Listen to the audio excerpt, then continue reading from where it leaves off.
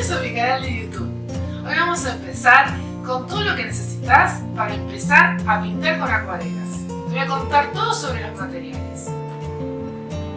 Ahora vamos a mirar lo que necesitamos. Hola, bueno, vamos a estar hablando de los tipos de acuarela que podemos encontrar en el mercado. Entre ellas vamos a encontrar las acuarelas escolares, las acuarelas semiprofesionales o de estudio, por ejemplo, de la línea Winsor & Newton Cotman. También vamos a encontrar las Van Gogh. Todas estas las vamos a encontrar tanto en pomos como en godets o pastillas. Las pastillas vienen de 12, de 24, de 18 y así sucesivamente hasta llegar a sets de 48 pastillas.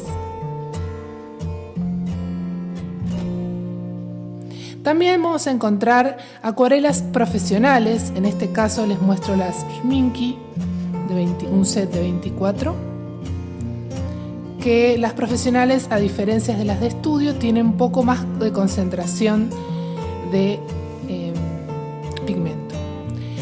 Además de las pastillas vamos a encontrar los pomos, tanto en profesionales, por ejemplo la línea de Winsor & Newton, como de Sennelier o de otras marcas. Vamos a encontrar profesionales y también vamos a encontrar las líneas de estudio en pomos. En este caso las Winsor & Newton Cotman y las Van Gogh. Esta es una forma de poder comprar los colores de forma suelta. Hablemos de papeles. Tenemos papeles para acuarelas de dos tipos. Unos que son de celulosa, de 300 gramos, y los papeles con porcentaje de algodón.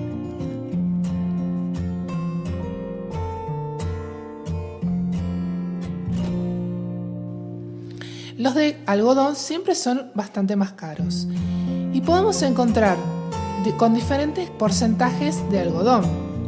Por ejemplo, 25, 60 o hasta 100% de algodón. Vamos a encontrar diferentes tipos de granos en lo que es papel de acuarela. Por ejemplo, el grano de prensado en frío, que en este caso el XL es prensado en frío. Después tenemos un grano satinado o de hot press o prensado en caliente, que no tiene textura.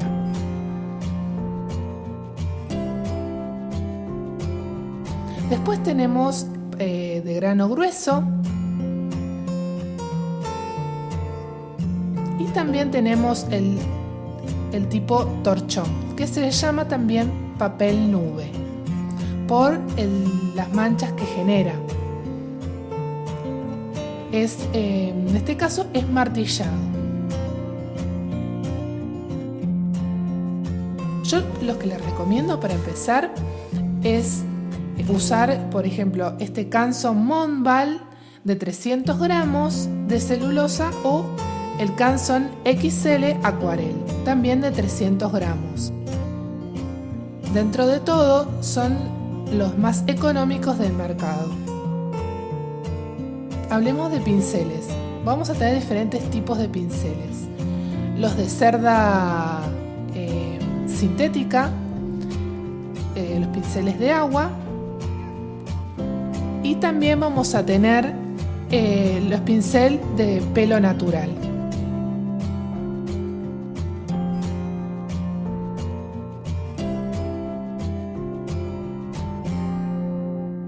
Dentro de los tipos de pinceles que podemos encontrar, tenemos el clásico redondo. En este caso es de pelo sintético. Lo importante cuando buscamos un pincel de pelo sintético es que la cerda sea suave.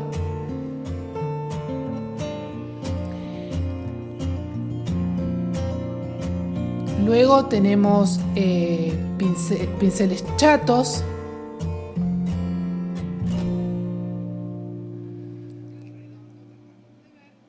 Después el pincel de sumie o de caligrafía japonesa. los pinceles chatos en chanfle,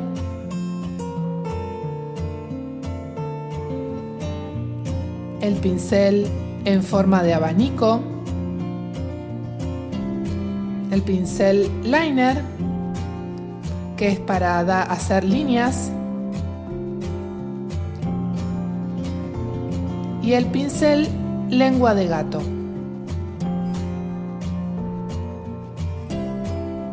Hay otras formas, pero hasta ahora vamos a ver estas. Después, hablando de tamaños, para empezar, podemos empezar tranquilamente con pinceles que vayan del 0 al 2, como un pincel chiquito y pequeño para hacer detalles. Un pincel, también podemos usar un pincel del 4 al 6 para que es un trazo medio.